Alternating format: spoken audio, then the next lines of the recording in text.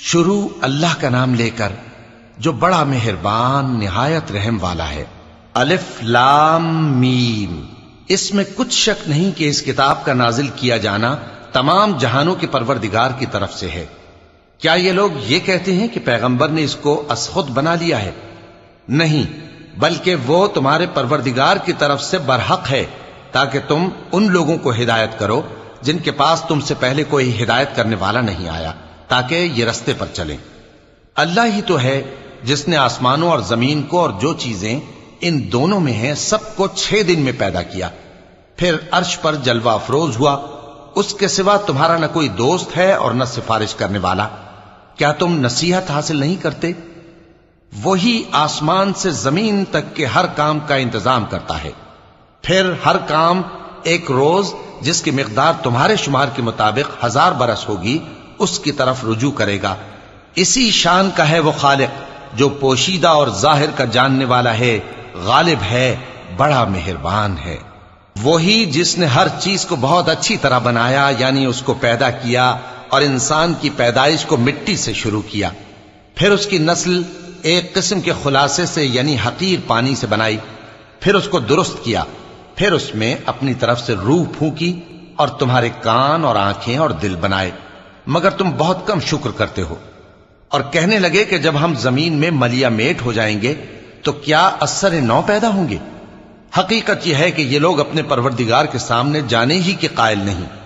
کہہ دو کہ موت کا فرشتہ جو تم پر مقرر کیا گیا ہے تمہاری روحیں قبض کر لیتا ہے، پھر تم اپنے پروردگار کی طرف لوٹائے جاؤ گے، اور تم تعجب کرو جب دیکھو کہ گناہگار اپنے پروردگار کے سامنے سر جھکائے ہوں گے اور کہیں گے کہ اے ہمارے پروردگار، ہم نے دیکھ لیا اور سن لیا، تو ہم کو دنیا میں واپس بھیج دے کہ نیک عمل کریں، بے شک ہم یقین کرنے والے ہیں۔ اور اگر ہم چاہتے تو ہر شخص کو ہدایت دے دیتے، لیکن میری طرف سے یہ بات قرار پا چکی ہے کہ میں دوزخ کو جنوں اور انسانوں سب سے بھر دوں گا۔ سو اب آگ کے مزے چکھو، اس لیے کہ تم نے اس دن کے آنے کو بھلا رکھا تھا۔ آج ہم نے بھی تمہیں بھلا دیا ہے، اور جو کام تم کرتے تھے ان کی سزا میں ہمیشہ کے عذاب کے مزے چکتے رہو۔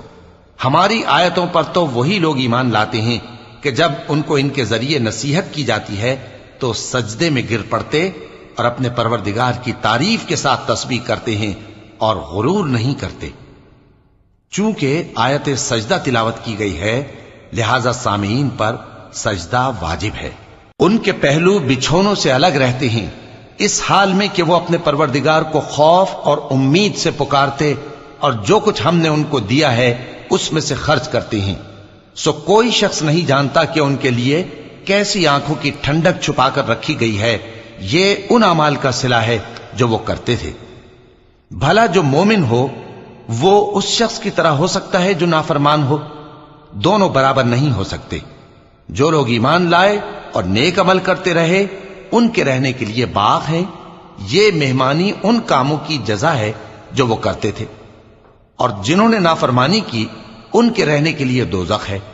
جب چاہیں گے کہ اس میں سے نکل جائیں تو اس میں لوٹا دیے جائیں گے، اور ان سے کہا جائے گا کہ جس دوزخ کے عذاب کو تم جھوٹ سمجھتے تھے اس کے مزے چکھو، اور ہم ان کو قیامت کے بڑے عذاب سے پہلے دنیا کے عذاب کا بھی مزہ چکھائیں گے، شاید وہ ہماری طرف لوٹ آئیں۔ اور اس شخص سے بڑھ کر ظالم کون جس کو اس کے پروردگار کی آیتوں سے نصیحت کی جائے تو وہ ان سے منہ پھیر لے۔ ہم گناہگاروں سے ضرور بدلہ لینے والے ہیں، اور ہم نے موسیٰ کو کتاب دی تو تم ان سے ملاقات ہونے سے متعلق شک میں نہ ہونا، اور ہم نے اس کتاب کو بنی اسرائیل کے لیے ذریعہ ہدایت بنایا تھا، اور ان میں سے ہم نے پیشوا بنائے تھے جو ہمارے حکم سے ہدایت کیا کرتے تھے، جبکہ وہ صبر بھی کرتے تھے اور وہ ہماری آیتوں پر یقین رکھتے تھے۔